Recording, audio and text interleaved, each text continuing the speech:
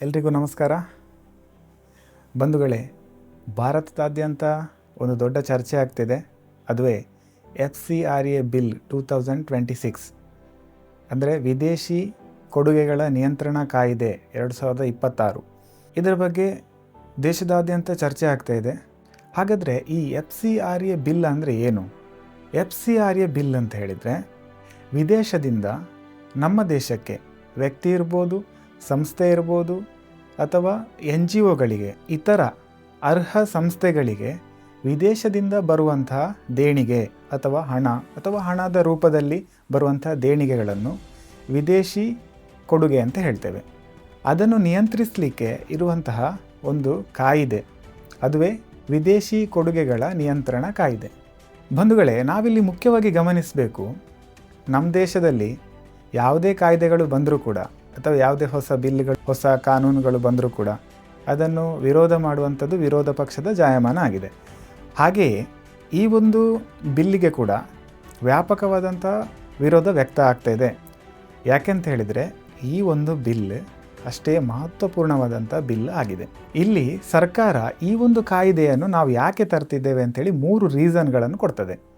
ಒಂದನೇದೇನು ಅಂತ ಹೇಳಿದರೆ, ಮುಖ್ಯವಾಗಿ ಈ ಒಂದು ಕಾಯ್ದೆಯನ್ನು ಜಾರಿಗೆ ತರುವುದರಿಂದ ವಿದೇಶದಿಂದ ಬರುವಂಥ ಹಣದ ದುರ್ಬಳಕೆಯನ್ನು ತಡಿಲಿಕ್ಕೆ ಆಗ್ತದೆ. ಇನ್ನೊಂದು, ವಿದೇಶದಿಂದ ಬರುವಂಥ ಹಣದ ಮೂಲವನ್ನು ಪತ್ತೆ ಹಚ್ಚಲಿಕ್ಕೆ ಆಗ್ತದೆ. ಇನ್ನೊಂದು ಮುಖ್ಯವಾಗಿರುವಂಥದ್ದು ಅಂದರೆ ರಾಷ್ಟ್ರೀಯ ಭದ್ರತೆ ಮತ್ತು ಹಿತದೃಷ್ಟಿಯ ಕಾರಣದಿಂದ ಈ ಒಂದು ಮಸೂದೆಯನ್ನು ನಾವು ಜಾರಿಗೆ ತರ್ತೇವೆ ಅಂತ ಸರ್ಕಾರ ಹೇಳ್ತಾ ಇದೆ. ಈ 3 ಕಾರಣಗಳು ಕೂಡ ದೇಶದ ಹಿತದೃಷ್ಟಿಯಿಂದ ಖಂಡಿತವಾಗಿ ಒಳ್ಳೆಯದೇ. ಆದರೆ ಇದನ್ನು ವಿರೋಧ ಪಕ್ಷಗಳು ಯಾಕೆ ವಿರೋಧ ಮಾಡ್ತಾ ಇವೆ ಅನ್ನೋದಕ್ಕೆ ಮುಂದಿನ ಉತ್ತರ ಸಿಗ್ತದೆ. ಬಂಧುಗಳೇ, ಇದು ಹೊಸದಾಗಿ ಬಂದಿರುವಂಥ ಬಿಲ್ಲಲ್ಲ. 2010ರಲ್ಲಿ ಮತ್ತು ಈಗದ ತನಕ ಇರುವಂಥ ಒಂದು ಕಾಯ್ದೆ. ಹಾಗಾಗಿ ಅದರಲ್ಲಿರುವಂಥ ನ್ಯೂನತೆಗಳನ್ನು ಹೋಗಲಾಡಿಸಲಿಕ್ಕೆ ಈಗ ಅಮೆಂಡ್ಮೆಂಟ್ ಮಾಡ್ತಾ ಇದ್ದಾರೆ ಅಷ್ಟೇ. ಬಂಧುಗಳೇ, ಈ ಹಿಂದಿನ ಬಿಲ್ಲಿಗೂ ಮತ್ತು ಈಗದ ಬಿಲ್ಲಿಗೂ ವ್ಯತ್ಯಾಸಗಳು ಏನು ಅಂತ ನಾನು ಹೇಳಲಿಕ್ಕೆ ಪ್ರಯತ್ನವನ್ನು ಮಾಡ್ತೇನೆ.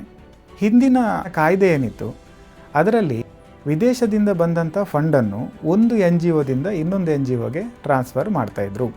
ಇದರಿಂದಾಗಿ ಈ ಹಣ ಎಲ್ಲಿ ಹೋಗ್ತದೆ, ಹೇಗೆ ಹೋಗ್ತದೆ, ಯಾರಿಗೆ ಹೋಗ್ತದೆ ಅನ್ನುವಂಥದ್ದನ್ನು ಟ್ರ್ಯಾಕ್ ಮಾಡುವಂಥದ್ದು ತುಂಬ ಕಷ್ಟ ಇತ್ತು.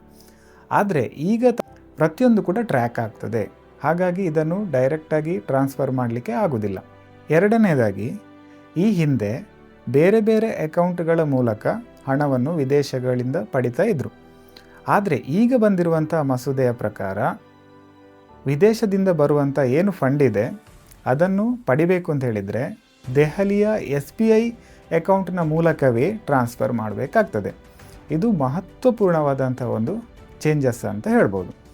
ಹೀಗೆ ಮಾಡೋದ್ರಿಂದ ಪ್ರತಿಯೊಂದು ಡೀಟೇಲ್ ಕೂಡ ಅಲ್ಲಿ ಸಿಗ್ತದೆ ಮತ್ತು ಯಾರಿಗೆ ಹಣ ಹೋಗ್ತದೆ, ಎಲ್ಲಿಂದ ಬರ್ತಿದೆ ಅನ್ನುವಂಥ ಮೂಲ ಎಲ್ಲವೂ ಕೂಡ ಟ್ರ್ಯಾಕ್ ಮಾಡಲಿಕ್ಕೆ ಸುಲಭ ಆಗ್ತದೆ. ಇನ್ನು ಮೂರನೆಯದಾಗಿ, ಈ ಹಿಂದಿನ ಸಂದರ್ಭಗಳಲ್ಲಿ ಈ ಒಂದು ಕಾಯ್ದೆಯ ಲಾಭವನ್ನು ಪಡ್ಕೊಂಡು ಕೆಲವು NGOಗಳು ಕೇವಲ ಹೆಸರಿಗೆ ಮಾತ್ರ ಅಷ್ಟೇ ತೋರಿಸಿಕೊಂಡು ವಿದೇಶದಿಂದ ಬರುವಂಥ ಹಣವನ್ನು ದುರುಪಯೋಗ ಮಾಡುವಂಥದ್ದು ಕಂಡುಬಂದಿದೆ. ಅದಕ್ಕಾಗಿ ಅಂತಹ ಫೇಕ್ NGOಗಳನ್ನು ಮಟ್ಟ ಹಾಕಲಿಕ್ಕೋಸ್ಕರ ಪ್ರತಿಯೊಂದು ಡೀಟೇಲನ್ನು ಕೂಡ ಕೊಡಬೇಕಾಗ್ತದೆ ಮತ್ತು ಇಲ್ಲಿ ಫೇಕ್ NGOಗಳಿಗೆ ಅವಕಾಶ ಇಲ್ಲ. ನಾಲ್ಕನೆಯದಾಗಿ, ವಿದೇಶದಿಂದ ಬರುವಂತಹ ಫಂಡನ್ನು ದುರುಪಯೋಗ ಹೇಗೆ ಮಾಡ್ತಾರೆ ಅಂತ ಹೇಳಿದರೆ ಅಡ್ಮಿನಿಸ್ಟ್ರೇಟಿವ್ ಎಕ್ಸ್ಪೆನ್ಸಸ್ ಆಗಿ ತೋರಿಸ್ತಾರೆ.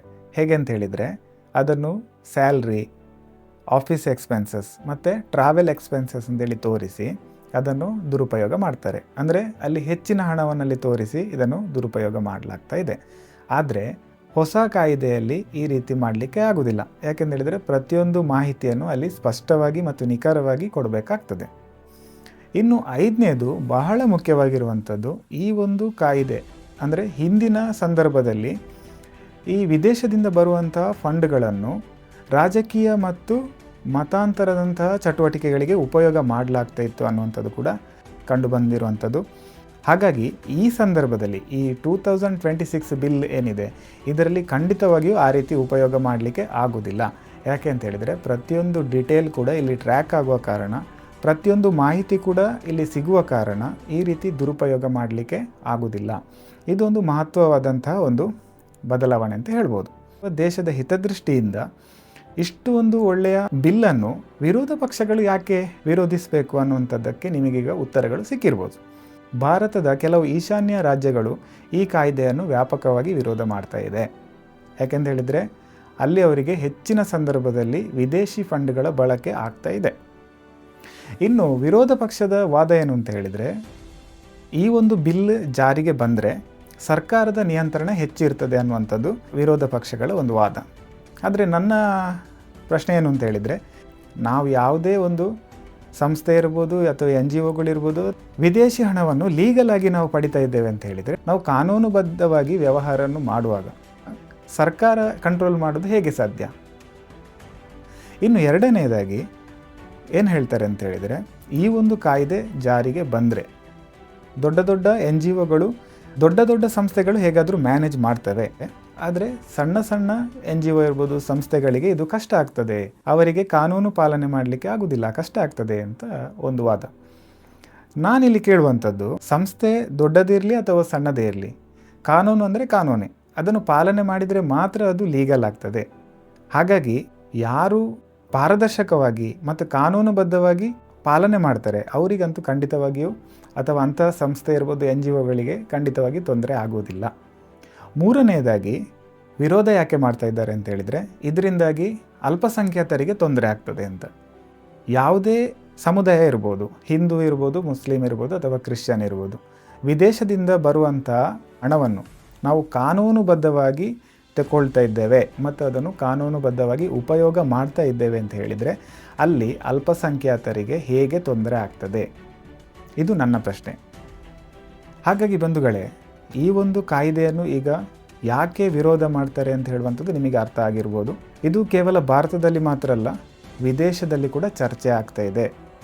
ಯಾಕೆಂತ ಹೇಳಿದರೆ, ಈ ಒಂದು ಕಾಯ್ದೆ ಜಾರಿಗೆ ಬಂದರೆ ಈ ದೇಶದಲ್ಲಿ ವಿದೇಶದಿಂದ ಬರುವಂಥ ಹಣವನ್ನು ದುರುಪಯೋಗ ಮಾಡಿಕೊಂಡು ದೇಶದ ಹಿತಾಸಕ್ತಿಗೆ, ಭದ್ರತೆಗೆ, ದೇಶದ ಸಾರ್ವಭೌಮತ್ವಕ್ಕೆ ಧಕ್ಕೆಯನ್ನು ಮಾಡಲಿಕ್ಕೆ ಪ್ರಯತ್ನ ಮಾಡ್ತಾರೆ. ಅವರಿಗಂತೂ ಖಂಡಿತವಾಗಿ ಇದು ಪರಿಣಾಮ ಬೀರ್ತದೆ. ಇದು ತುಂಬ ಮಹತ್ವಪೂರ್ಣವಾದಂಥ ಒಂದು ಬಿಲ್ ಬಂಧುಗಳೇ. ಅದಕ್ಕಾಗಿ ಇದರ ಬಗ್ಗೆ ಪಾಕಿಸ್ತಾನದಲ್ಲಿರ್ಬೋದು, ಅಮೇರಿಕದಲ್ಲಿ ಅಥವಾ ಇತರ ವಿದೇಶಗಳಲ್ಲಿ ಕೂಡ ಇದು ಚರ್ಚೆ ಆಗ್ತಾ ಇದೆ. ಅಮೇರಿಕ ಓಪನ್ ಆಗಿ ಇದನ್ನು ವಿರೋಧ ಮಾಡ್ತಾ ಇದೆ. ಅಲ್ಲಿಯ ಸಂಸದ ಹೇಳ್ತಾನೆ, ಈ ಬಿಲ್ ಏನಾದರೂ ಜಾರಿಗೆ ಬಂದರೆ ಕ್ರಿಶ್ಚಿಯನ್ ಸಮುದಾಯಕ್ಕೆ ಇದು ಅಪಾಯ, ಈ ಬಿಲ್ ಅಂತ. ನಾನಿಲ್ಲಿ ಕೇಳುವಂಥದ್ದು, ಇಲ್ಲಿ ಕಾನೂನುಬದ್ಧವಾಗಿ ವಿದೇಶದಿಂದ ಹಣವನ್ನು ಪಡೆದರೆ ಕ್ರಿಶ್ಚಿಯನರಿಗೆ ಹೇಗೆ ತೊಂದರೆ ಆಗ್ತದೆ ಅಂತ. ಇಷ್ಟರಲ್ಲಿ ನಿಮಗೆಲ್ಲ ಉತ್ತರವು ಸಿಕ್ಕಿರ್ಬೋದು. ಹಾಗಾಗಿ ಈ ಒಂದು ಬಿಲ್ ಖಂಡಿತವಾಗಿ ಬರಬೇಕು ಅನ್ನುವಂಥದ್ದು ನನ್ನದು ಕೂಡ ಒಂದು ಇಚ್ಛೆ. ಹಾಗೆ ಇದು ಯಾವುದೇ ಧರ್ಮ ಅಥವಾ ಸಮುದಾಯ, ಸಂಸ್ಥೆ ಇರ್ಬೋದು ಅಥವಾ NGOಗಳನ್ನು ಟಾರ್ಗೆಟ್ ಖಂಡಿತವಾಗಿ ಮಾಡೋದಿಲ್ಲ.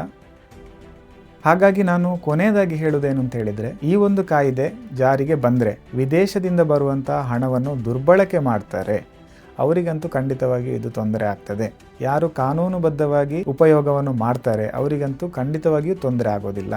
ಈ ಕಾಯ್ದೆಯನ್ನು ಯಾರು ಮತ್ತು ಯಾಕೆ ವಿರೋಧ ಮಾಡ್ತಾ ಇದ್ದಾರೆ ಅನ್ನುವಂಥ ಒಂದು ಉತ್ತರ ನಿಮಗೆ ಸಿಕ್ಕಿರ್ಬೋದು. ನಮಸ್ಕಾರ.